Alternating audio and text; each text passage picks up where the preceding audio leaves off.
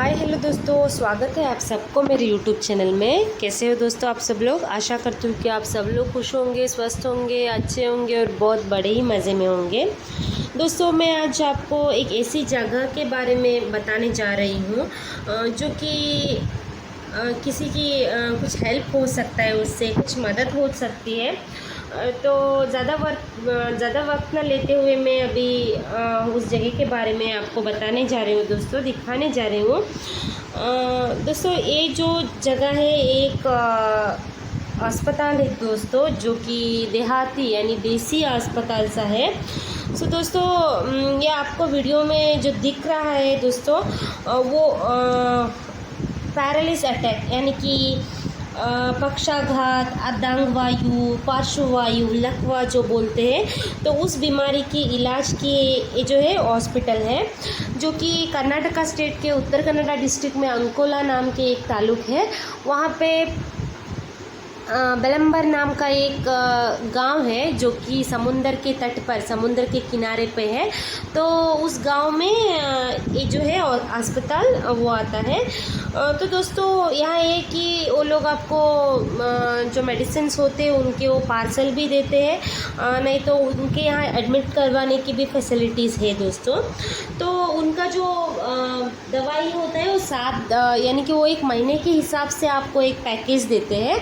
तो उसमें पहला थोड़ा कुछ पत्ते सा कुछ आता है जिसे वो लोग वनस्पति के नाम से बुलाते हैं।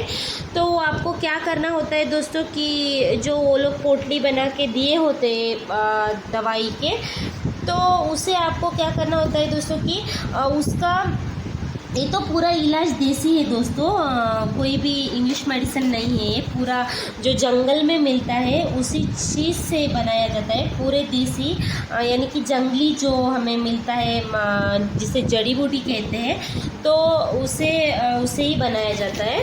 तो पहले आपको क्या करना होता है दोस्तों, जो कि आप वो सामान लेके आते हैं, वो पोटली जो वो लोग देते हैं उसका 7 डिवाइड बनाना होता है, यानी कि 7 भाग में उन्हें बांटना होता है एक पूरे पोटली को। तो 7 भाग बनाने के बाद दोस्तों जो 7 दिन का उसको इस्तेमाल करना होता है। तो आप जब इस्तेमाल करते हो तो उसका एक पार्ट लेने का, और उसमें आपको 9 लवंग, 9 काली मिर्ची, फिर 9 लहसुन की कलियाँ, फिर 2 चम्मच हल्दी पाउडर और 2 चम्मच आपको राई डालना है उसमें, और वो सारे मिला के आपको जितना वो एक पेस्ट बन सकता है, तो पेस्ट के स्ट्रक्चर में आने तक पानी मिला के आपको मिक्सी में उसे पीसना होता है। तो पेस्ट बन जाने के बाद उसे थोड़ा छन्नी में हमको पूरा छान के उसका रस निकालना होता है। तो रस निकालने के बाद सुबह चाय नाश्ता पीने के बाद और दोपहर को खाने के बाद जो पेशेंट है पार्श्ववायु वाले यानी अर्धांग वायु और जो पेशेंट है उन्हें खाने को देना होता है। और जो उसका बची कुछ यानी पेस्ट निकालने के बाद वो जो कच्चा उसका वस्तु जो बचता है, तो उसे पूरा उनके शरीर में, जहाँ पे अर्धांग वायु हुआ है बस उतने जगह पे नहीं दोस्तों, पूरे उनके शरीर में क्या हो करना पड़ता है कि वो पूरा जो पेस्ट का बचा जो कच्चा वस्तु होता है वो पूरा लगाना होता है। तो फिर आज लगाए तो दूसरे दिन नहलाना होता है। अगर पेशेंट को नहाने का कुछ दिक्कत है, नहाना वगैरह होता नहीं, तो आप जस्ट पूरा शरीर पोंछ के 7 दिन बाद भी उन्हें नहला सकते हो। तो फिर दूसरा जो होता है दोस्तों, वो पेड़ की लकड़ियाँ होते हैं उसमें।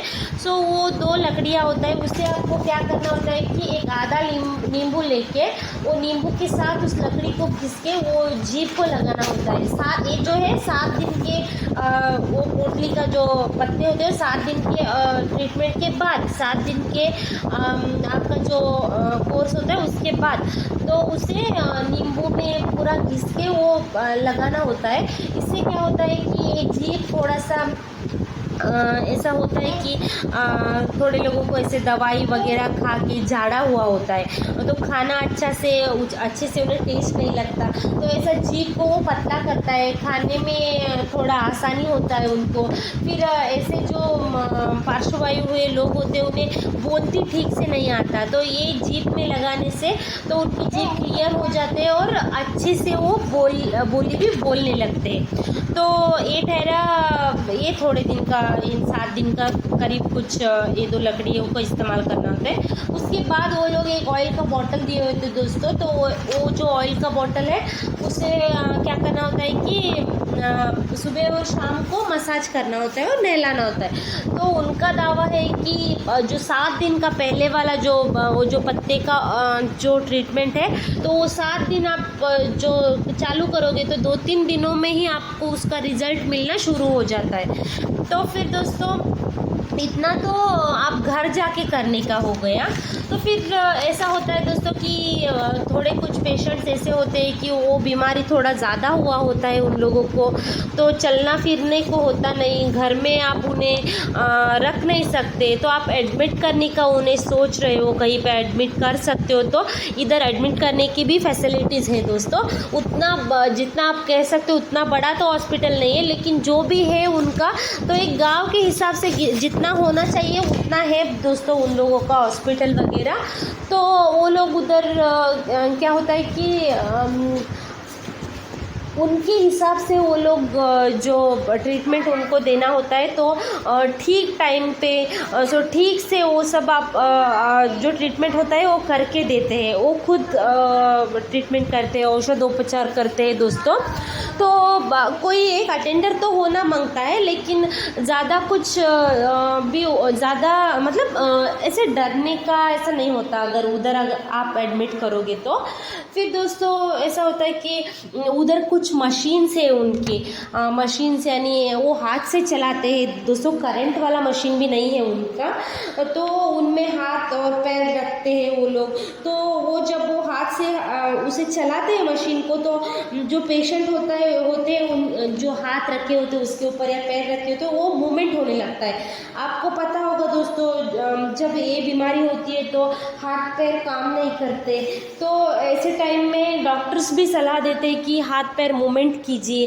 तो वो पेशेंट को हम बोलते हैं कि करो करो बोल के, लेकिन उनके अंदर वो करने को होता नहीं है, वो बेचारे वो ही समझते हैं ना। तो इधर क्या होता है कि वो लोग उस मशीन से खुद उनके हाथ पैर मूवमेंट करवाते हैं, तो ये फैसिलिटीज़ उनके बहुत अच्छी है। तो फिर दोस्तों और एक बात मैं तभी बताना भूल गई दोस्तों, आप जो वनस्पति का औषध मेरे पेस्ट 7 दिन का बोल के करने को बोली मैंने कि 7 दिन का 7 डिवाइड करना, फिर एवरीडे उसमें 9 लवंग वो सब मिला के, तो वो जो औषध बना रहा है, जो मेडिसिन वो जो पेस्ट कर रहा है, वो जो इंसान है ना जो पेस्ट कर रहा है वो बीमार है वो नहीं, जो पेस्ट वो बना रहा है ट्रीटमेंट मतलब वो जो लगा रहा है पेशेंट को, तो उसको दवाई चालू मतलब वो दवाई रेडी करने से लेकर वो जो